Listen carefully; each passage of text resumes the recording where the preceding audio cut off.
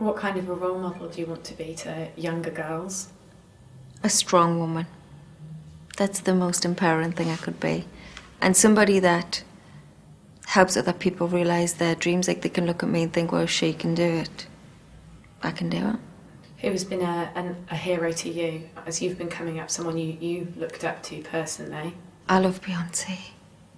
I just think she's such a beautiful person inside and out, apart from what she does on the stage, which is obviously incredible and aspirational. I just like her as a woman. She's empowering, and I like that. Well, what's your earliest memory of your relationship with your own mother? Oh, wow. My mother. God, that's a question I've never been asked. She used to always pull faces if we were misbehaved in the supermarket. You'd get we call them the lips. She goes, and then you know you're in the trouble when you get home. I have a lot of those memories. There was 5 of us running crazy at all times, so somebody would get the lips. How has she helped shape the woman that you've become today? It's actually a bit like role reversal with my mother, if I'm completely honest. I'm like the mother. She's like the child. So, it's an odd relationship. I tell her off more than she does me. And what do your other brothers and sisters do?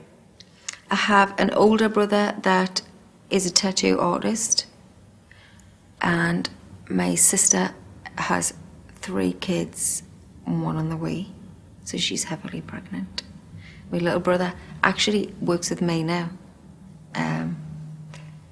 and I have another brother that is in prison. Can you tell me about the first tattoo you ever got?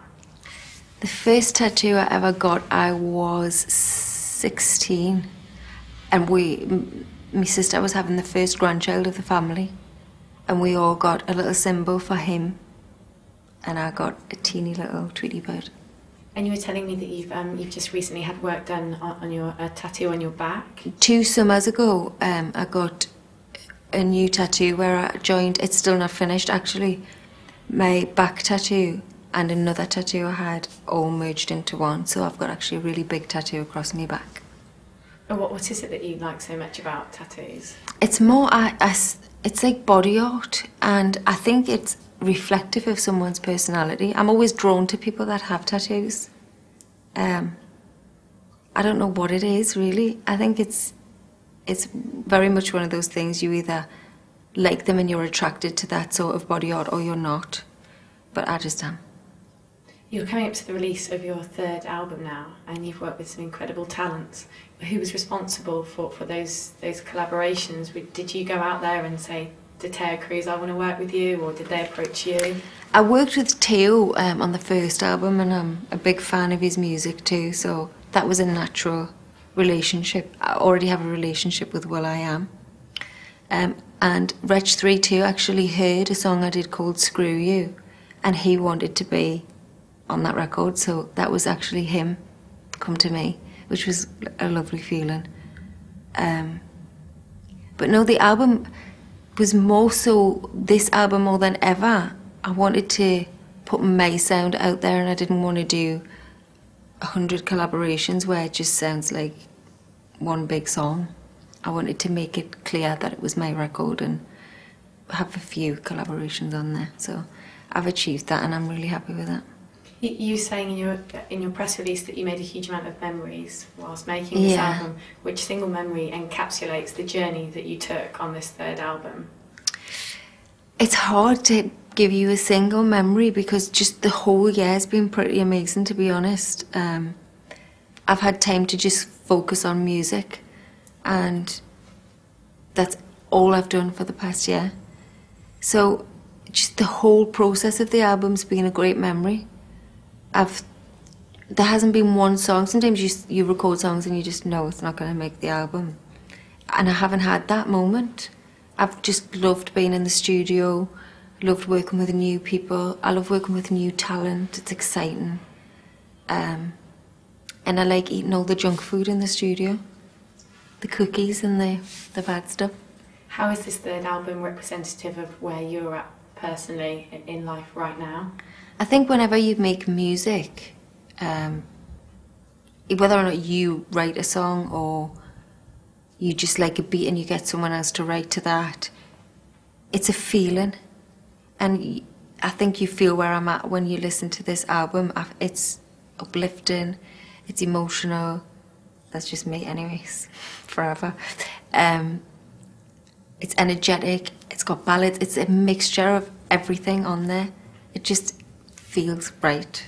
It feels like I'm a woman. What song do you identify the most with of all of the 11 songs on the album?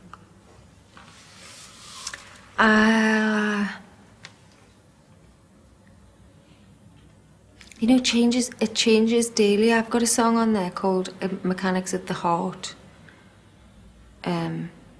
which for me was a different take on doing a love song, if you like. You always hear female artists singing about heartbreak or how they've had their heart broken, and this is actually singing about a guy that has his heart broken, and I'm trying to say to him, if you don't believe this can work, how am I supposed to help you mend your heart? Just because she hurt you doesn't mean I will.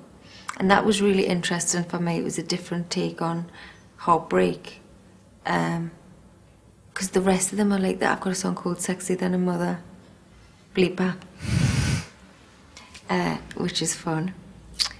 So they've all just got their own little meaning, and I suppose it depends on what mood I'm in that day, what I'm identifying with, but today it was Mechanics of the Heart I was enjoying listening to.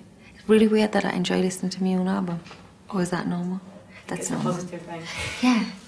If you can imagine a DJ playing a song in any club in the world, who would it be and where would the song be played?